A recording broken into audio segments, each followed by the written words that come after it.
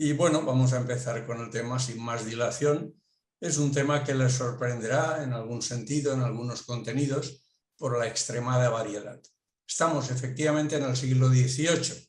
El XVIII, si las cuentas me siguen saliendo, está detrás del XVII y en consecuencia hablamos ya de la época final del barroco. El barroco ha llenado con una fuerza extraordinaria todo el siglo XVII, con obras de primerísima categoría, que tuvimos ocasión de revisar, algunas de ellas, claro, en nuestra última intervención, y el siglo XVIII empieza con esa continuidad de lo que es la pintura barroca, que evidentemente va evolucionando lentamente, claro, en el transcurso del tiempo. El barroco al principio, bueno, pues y durante mediados del XVII y demás, pues presenta una pintura contundente, de una muy arraigada personalidad, con obras y autores de primerísima categoría. Es un siglo dorado en todos los sentidos para la pintura europea. Y el XVIII, bueno, las cosas decaen un poco. Seguimos instalados en el barroco, pero evidentemente se va dulcificando con frecuencia de forma excesiva, cayendo en lo que los técnicos llaman rococó. De modo que todas las cualidades del barroco, pero evidentemente con algunos puntos adicionales que no quitan, sin embargo, calidad a la pintura que se presenta. Seguimos teniendo grandes pintores en esos principios del XVIII.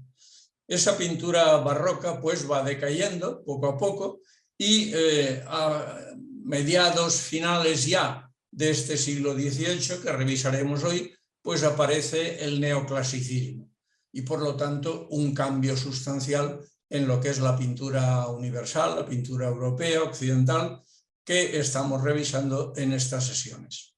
Empecemos con una primera obra, evidentemente con esta que les muestro aquí, en la que he querido, bueno, gastarles una pequeña broma. Seguro que quienes me escuchan valencianos tal vez la reconozcan de entrada, pero sobre todo si os recuerdo a todos que se trata de una obra de valor indudable de un pintor, Antonio Palomino, un pintor cordobés que estuvo durante bastante tiempo en Valencia, trabajó aquí, nos dejó obras importantes en las que no puedo entrar ni mucho menos en detalles, y simplemente les presento esta como un modestísimo homenaje a ese pintor y a esos principios. La obra en cuestión que estamos contemplando aquí, parcialmente, corresponde al año 1701 y me ha parecido, bueno, es una casualidad, pero efectivamente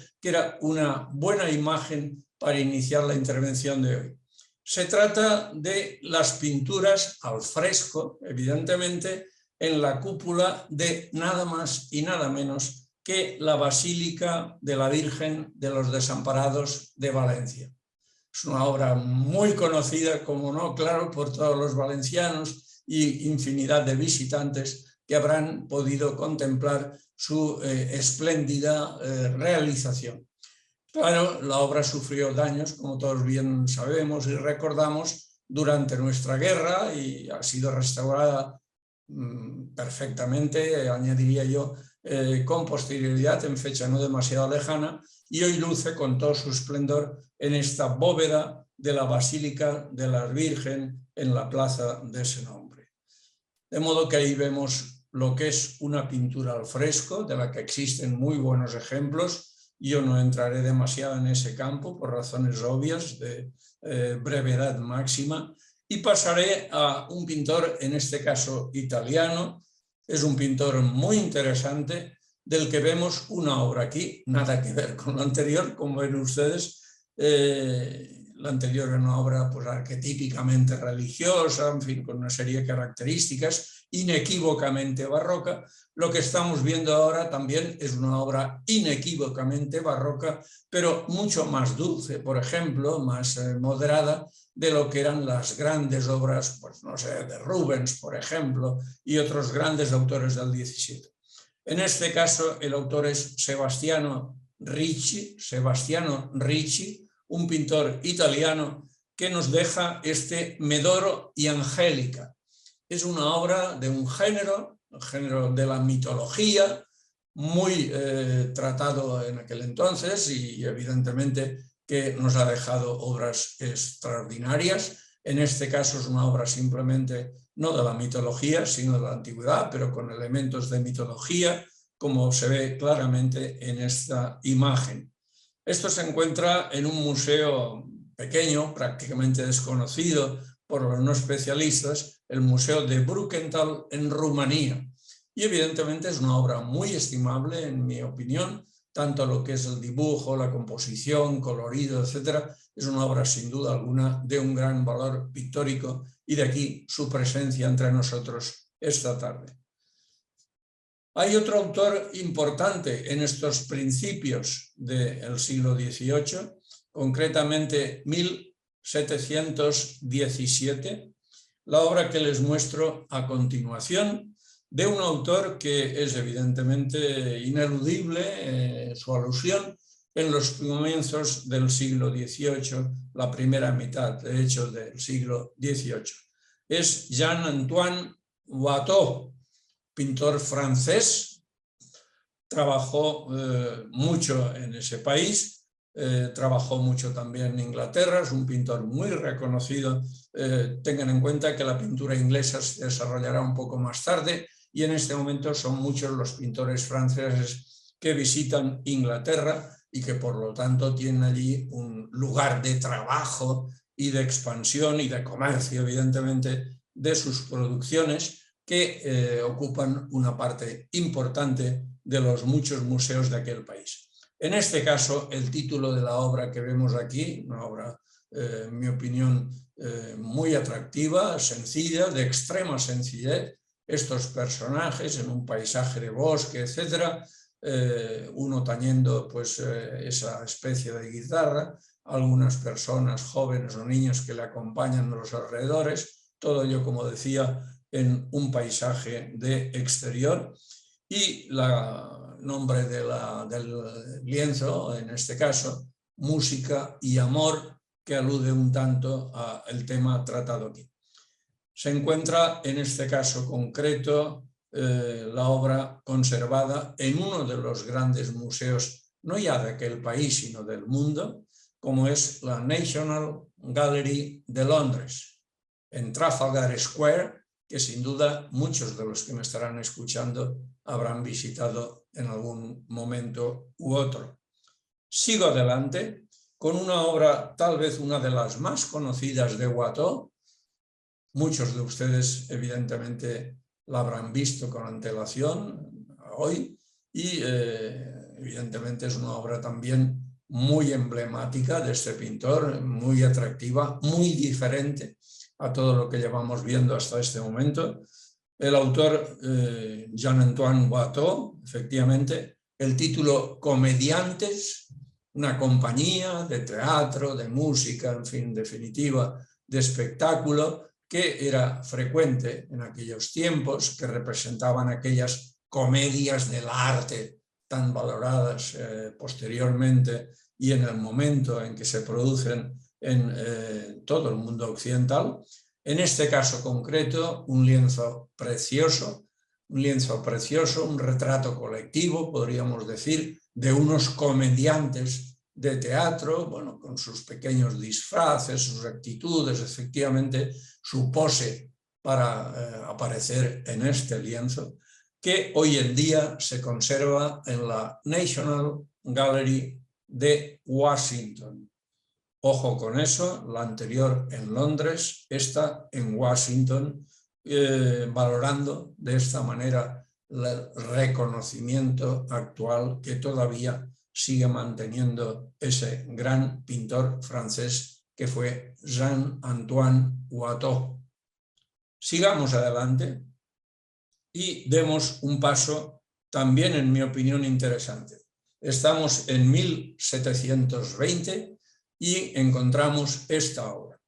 Esta obra con un desnudo evidentemente muy contundente en primerísimo plano de Sebastiano Ricci, Sebastiano Ricci el título Venus y Sátiro, con la presencia de ese pequeño Cupido en primer término y la diosa de la mitología griega que aparece en tantas y tantas obras de la pintura a lo largo de los siglos, acompañada en este caso a la izquierda por este sátiro que contempla su desnudez, todo ello en un ambiente de exteriores, evidentemente, con un muy sabio uso del color en el contraste entre lo que es la piel del hombre y la piel de la mujer y del niño, lo que son esos ropajes de cama, sábanas, colchas y demás que acompañan a todo esto, ese fondo enmarcado en esa vegetación para insistir que estamos ante unos exteriores. De modo que una obra, en cualquier caso, muy estimable, que se conserva en la actualidad en el Museo de Bellas Artes de Budapest.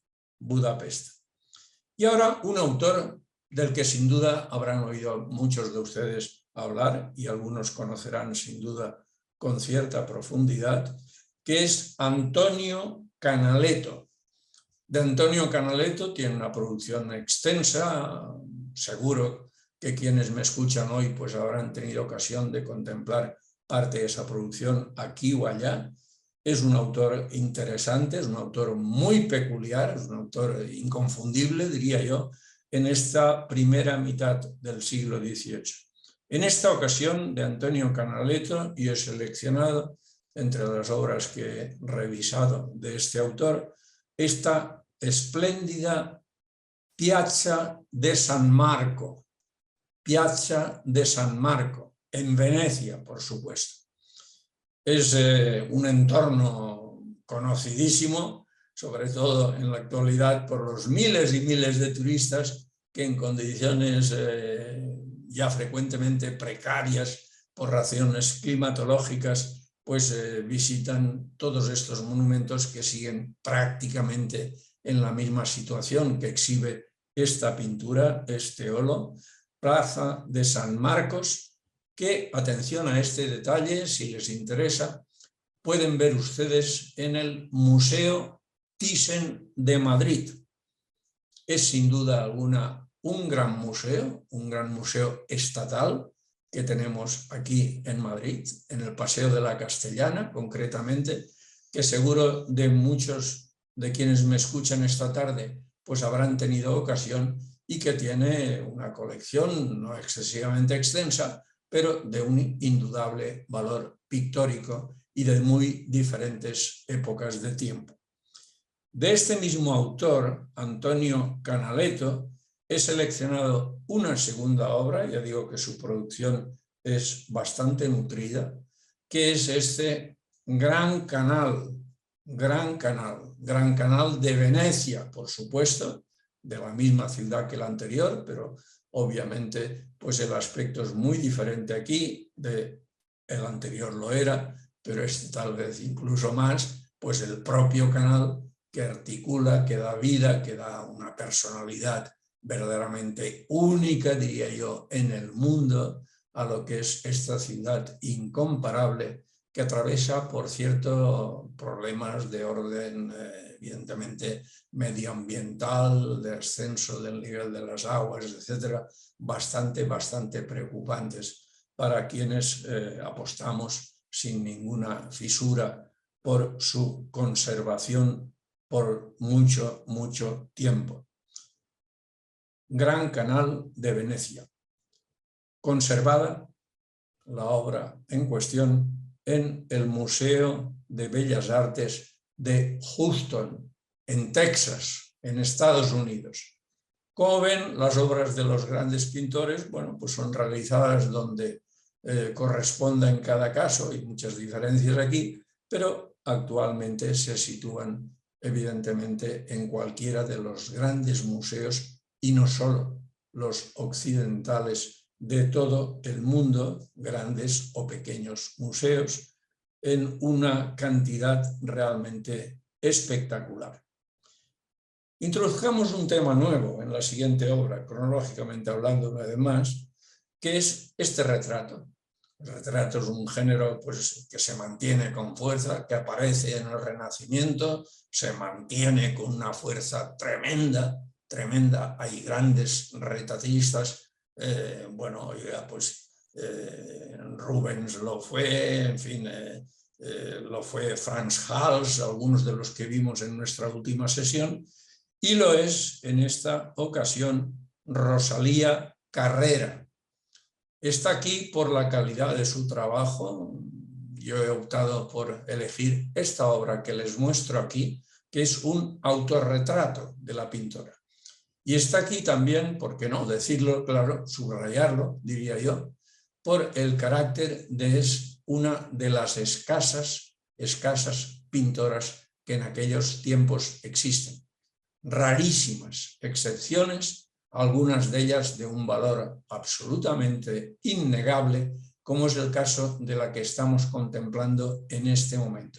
Es un retrato soberbio de una mujer ya de mediana edad, con una larga trayectoria como artista, con ese rostro agraciado, esa sonrisa, ese pelo ya encanecido, pero sin duda alguna de un gran atractivo. El tratamiento del tejido con ese azul intenso, el contraste con el fondo, el brillo de sus ojos, los pendientes que cuelgan de sus orejas, todo ello son elementos realmente importantes que nos señalan a esta mujer como una de las grandes del siglo XVIII.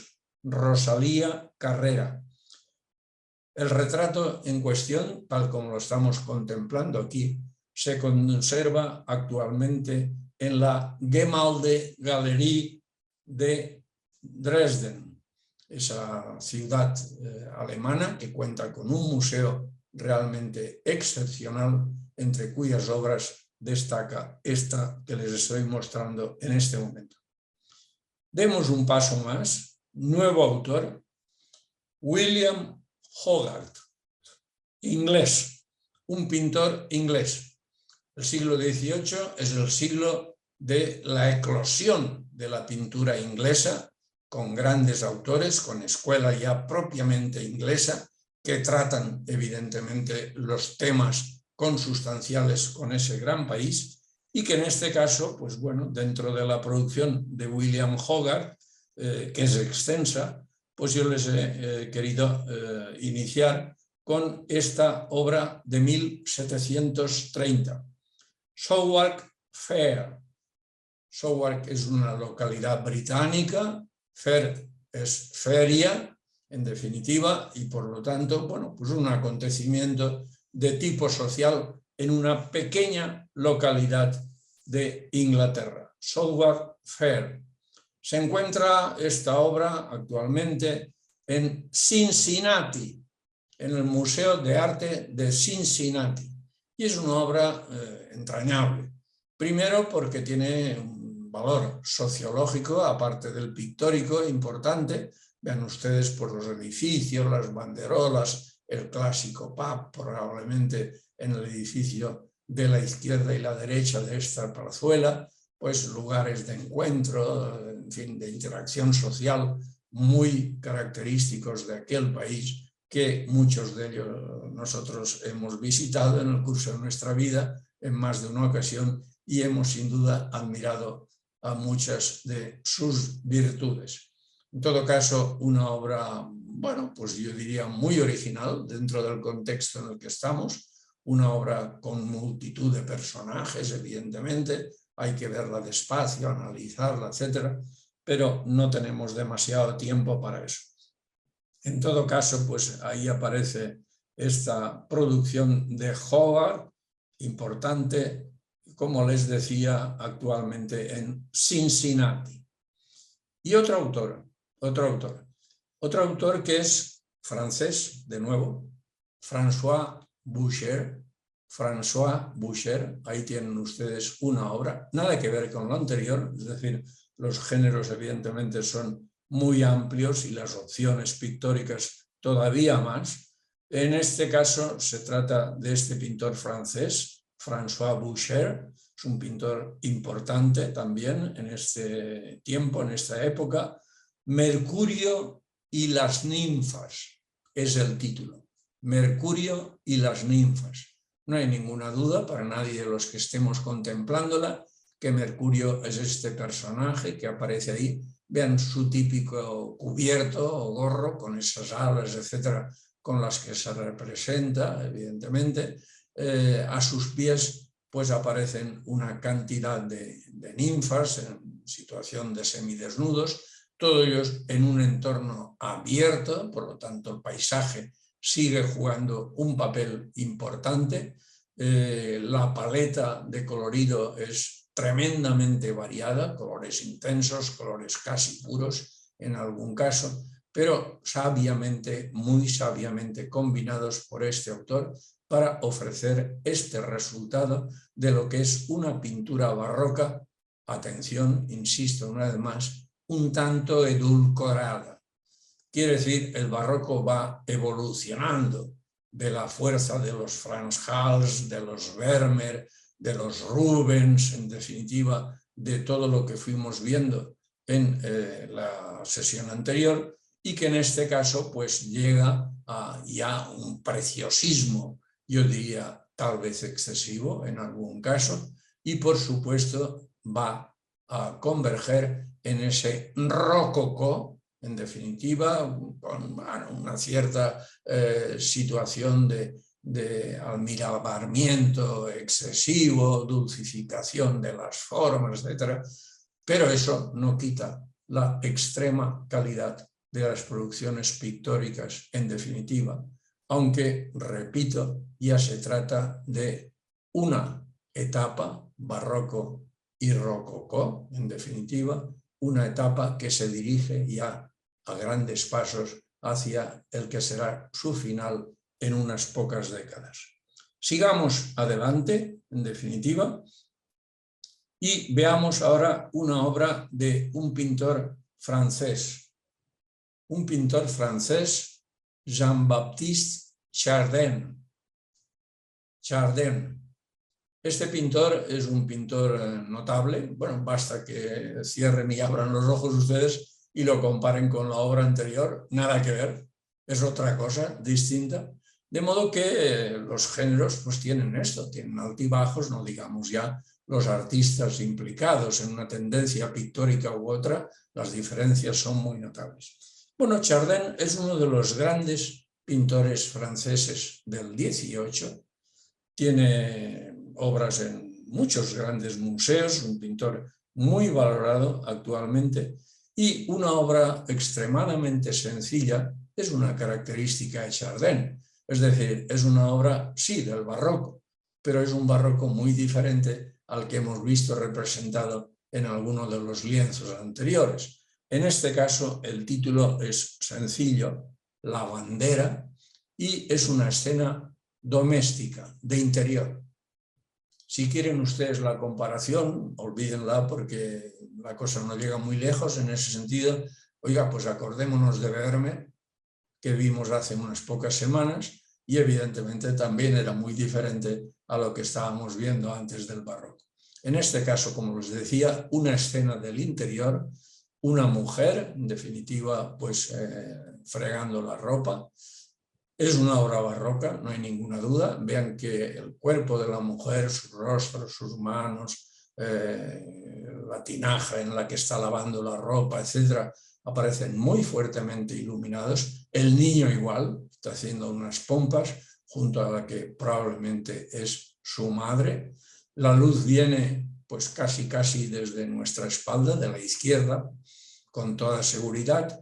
El resto de la habitación aparece en semipenumbra, la presencia de ese gato de la derecha, curiosa, y en el fondo pues una segunda mujer, pues familiar o allegada de la anterior, que está tendiendo esa ropa en un patio interno. Todo es modesto, todo es en definitiva muy cotidiano, no en una gran mansión, sino probablemente en una casa relativamente humilde de París o su entorno. Repito, Chardin. Sigamos adelante.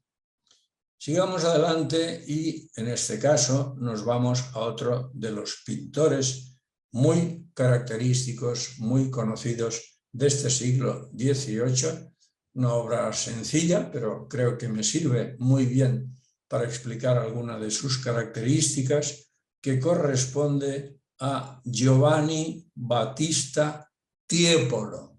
Tiepolo es un pintor italiano muy valorado en su tierra, con una producción importante, con la característica interesante para nosotros de que vino a España, en definitiva, trabajó en la corte en Madrid durante algún tiempo, nos ha dejado obra importante. Hay varias producciones de Tiepolo en el Museo del Prado. Esta que estamos observando aquí es una obra, título pues Cupidos con uvas. Yo creo que el título dice perfectamente lo que estamos contemplando aquí. Es un cuadro sencillo, sin grandes pretensiones, pero evidentemente con grandes cualidades de dibujo, de colorido, de contraste, de actitud. Es un cuadro dinámico, o sea, los niños que aparecen por aquí, los cupidos, pues parecen estar en movimiento, en definitiva, en un espacio neutro, entre unas nubes tal vez, tal como estamos observándolo por aquí. La obra se encuentra en uno de los grandes museos del mundo y tal vez no excesivamente conocidos por muchos de Europa Occidental, que es el Museo del Hermitage en San Petersburgo. Es un museo verdaderamente excepcional, del cual tal vez tengamos ocasión de hablar en algún momento del futuro. Museo del Hermitage en San Petersburgo. San Petersburgo,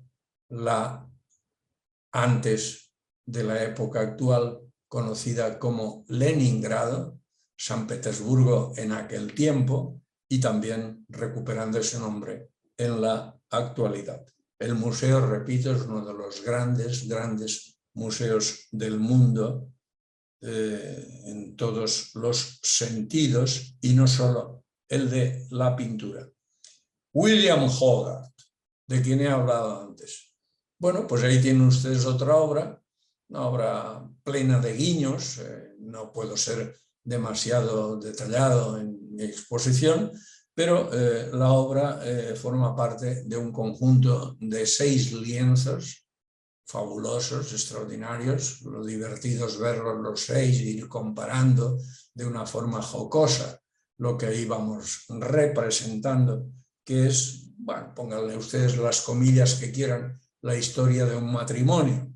Y esa historia empieza, en definitiva, con este lienzo. Es el primero de la serie, cronológicamente hablando, insisto, que corresponde a un contrato matrimonial. Es el título, contrato matrimonial. Bueno, ahí tienen ustedes al futuro esposo, a nuestra derecha, acompañado pues por una cantidad de personajes, etcétera, sobre los que podemos dejar volar un poco la imaginación. Bueno, es una persona obviamente pues noble o acomodada, padece un ataque de gota, que era algo muy frecuente en aquellos tiempos, pero bueno, la casa evidentemente pues ostenta de una forma excesiva, diría yo, una indudable opulencia en la cantidad de cuadros, de obras de pintura que iban a parar a las casas de la nobleza o la alta burguesía, como pueda ser este el caso. 1001 detalles, ahí hay también un interés sociológico en lo que estamos viendo, 1001 detalles de las formas de vestir, las costumbres, las actitudes y en este caso los vasos preliminares de preparación, como no, dotes incluidas y todo lo que ustedes quieran añadir de este retrato de un matrimonio. Sigamos adelante. Este caso concreto, pues se conserva la obra que estamos mostrando en la National Gallery de Londres, una obra evidentemente pues muy reconocida. La pintura de Hogarth es uno de los grandes de la pintura inglesa, uno de los grandes iniciadores, diría yo, de la pintura típica y específicamente inglesa, británica, y estamos ante un caso cuya valía es reconocida con su presencia destacada en esa National Gallery de Londres, en Trafalgar Square de aquella ciudad. Sigamos adelante y lo hacemos en este caso para observar esta obra igualmente interesante, de Giovanni Battista Tiepolo, al que ya me he referido hace unos minutos. Bueno, pues nueva obra de Tiepolo que representa, atención, porque el número es relativamente escaso respecto a épocas anteriores. Oiga, en el gótico pues no digamos, pero en el Renacimiento la presencia es importante, en el barroco aparecen muchos géneros, muchos temas diferentes, pero se mantiene la pintura religiosa como una de las grandes manifestaciones pictóricas de aquel siglo. En este caso, como ven ustedes, es relativamente rara la pintura religiosa y lo será más en el futuro. Aquí tenemos pues uno de los casos, en mi opinión, más interesantes. Es una crucifixión con una iconografía muy característica. Jesús aparece entre el bueno y el mal ladrón, etc. Escaleras, sicarios por aquí y por allá, personas que acompañan a Cristo en la cruz central, con las características que ustedes mismos puedan ver respecto a la verosimilitud, en principio, o al menos eso pretende el autor, del entorno, ¿no? La presencia de gente, los nubarrones, esos celajes amenazantes, en definitiva, que aparecen en la parte de la derecha. Obra, por lo tanto, importante, obra evidentemente digna de ser recordada aquí, como lo es del mismo Giovanni Battista Tiepolo, con algo que no tiene nada que ver con lo anterior.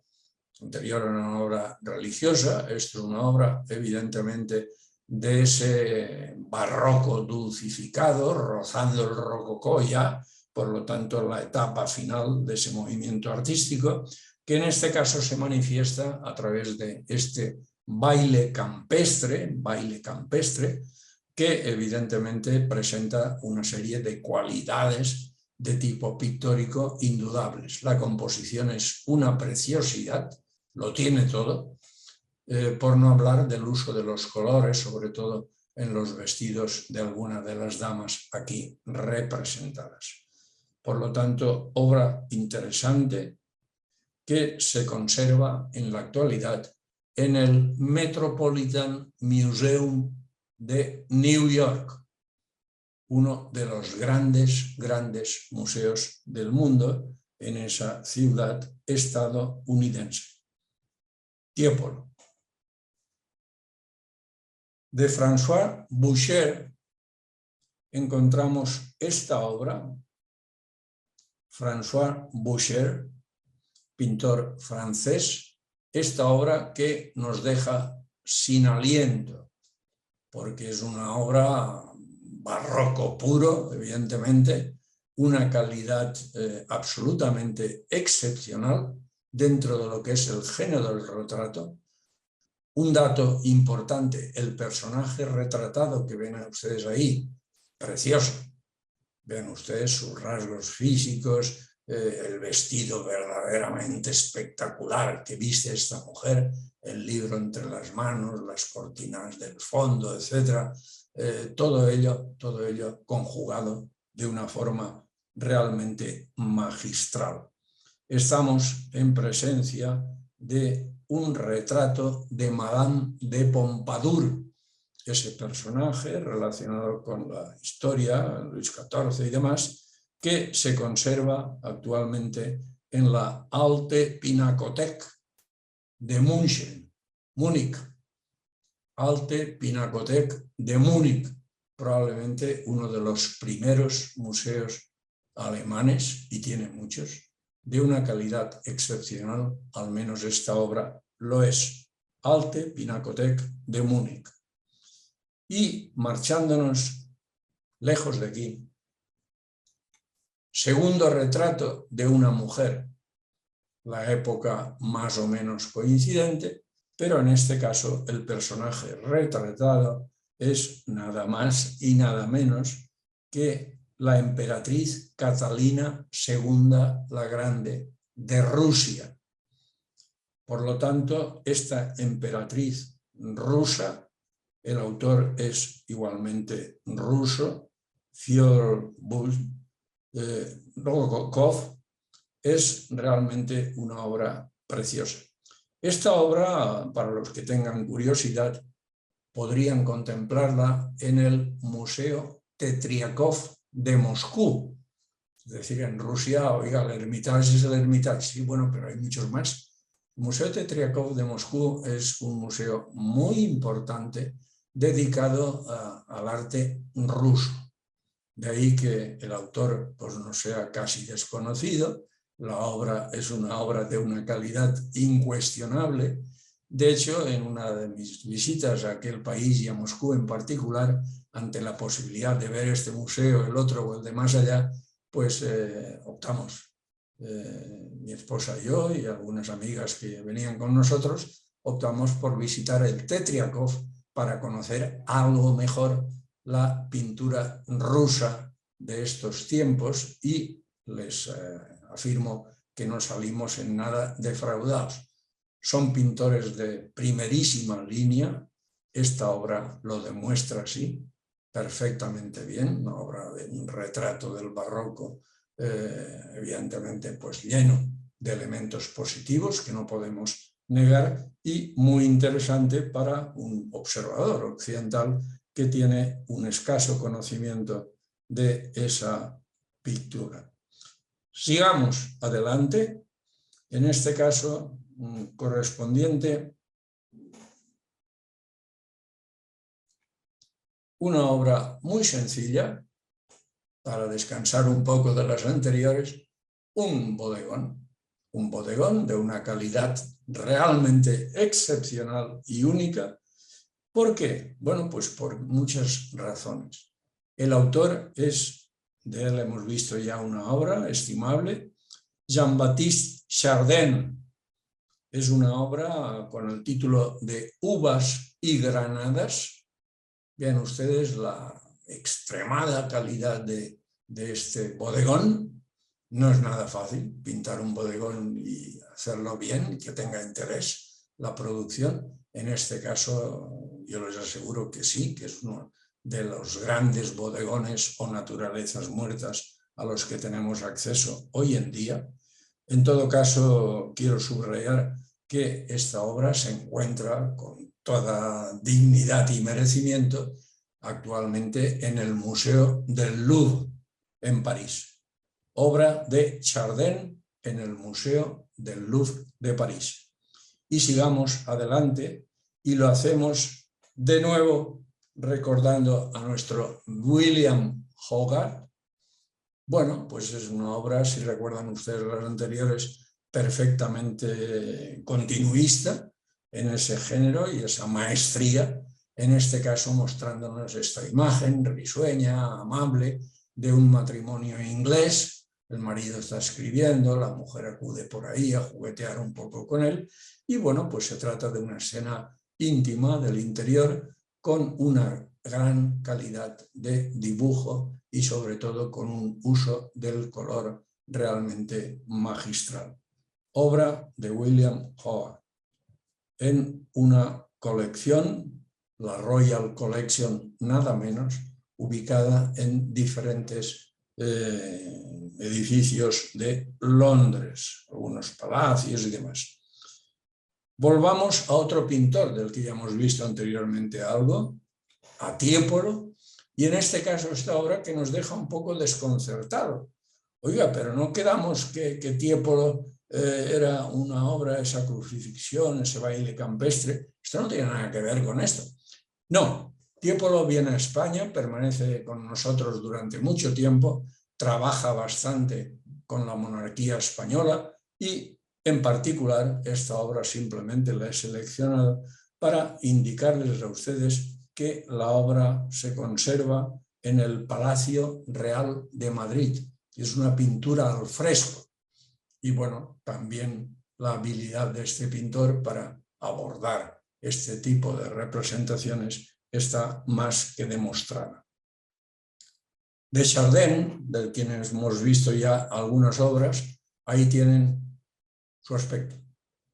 Un autorretrato bastante peculiar, diría yo, pero él se vestía así para pintar, atención a esto. Y bueno, es un retrato probablemente ofreciendo una imagen muy verista, nada dulce de su aspecto físico, tanto inquietante incluso, muy peculiar en todo caso, de ese autorretrato que se conserva en la actualidad en el Museo Louvre de París. Es una obra muy conocida, muy valorada por los especialistas de este gran pintor francés.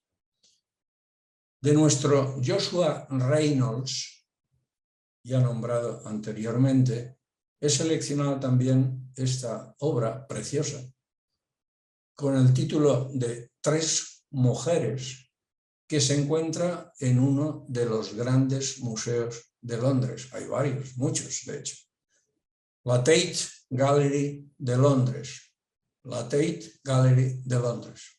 Tres mujeres en un ambiente exterior, al aire libre, distintos elementos, estatuas, elementos vegetales, frondosidad, un bosque al fondo, etc. Y ellas con unas actitudes sosteniendo o, en definitiva, manejando esa guirnalda de flores alrededor de sus cuerpos. El dibujo es muy interesante, importante, con elementos y cualidades propias. La vestimenta, actitudes y demás refleja también un contenido de tipo sociológico igualmente interesante. Bueno, estamos, como ven, con una serie de obras. Estamos en el año 1773. Bueno, pues unos pocos años más tarde, en el 78, he aquí una obra que todos ustedes, con los ojos casi cerrados, habrán ya reconocido como uno de los lienzos de nuestro Francisco de Goya, el título porque es muy conocido, La cometa. Este lienzo se encuentra junto con otras muchas obras de este autor actualmente en el Museo del Prado de Madrid, donde muchos de quienes me escuchan y yo mismo habremos tenido ocasión, sin duda, de contemplarla junto a otras producciones de este autor. Atención, estamos con Francisco de Goya y estamos en una época ya de neoclasicismo,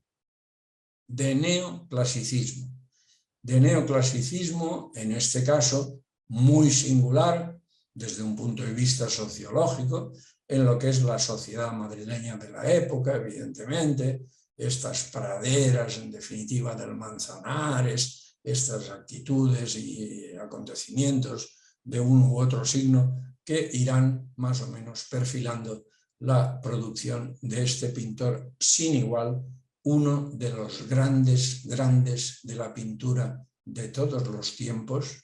Es probablemente uno de nuestros primerísimos pintores hispanos de todos los tiempos, repito, Francisco de Goya. Como es en otro país vecino, en Francia, el autor de este lienzo fabuloso, Jacques-Louis David, el título de la obra, que muchos de quienes me escuchan conocerán mejor que yo seguro, El juramento de los Horacios. El juramento de los Horacios. Es una de las primeras producciones de David que pasa por ser el representante primero y tal vez más destacado de esta época de la pintura neoclásica. Es decir, volvemos al neoclasicismo. Llega un momento en que se dice, y no solo en pintura, ya está bien de barroco, y entonces volvemos hacia lo que eran los elementos esenciales de la reproducción pictórica, que es la pintura, el arte en general, porque abarca evidentemente la escultura, abarca la arquitectura, abarca otras artes, lo que es en definitiva la producción artística en estos finales del siglo XVIII, el neoclasicismo, el retorno de nuestra mirada hacia la antigüedad clásica, griega y romana, que se plasma en esta obra verdaderamente emblemática, paradigmática, como es el juramento de los Horacios, que se conserva en la actualidad, cómo no, en el Museo del Louvre de París.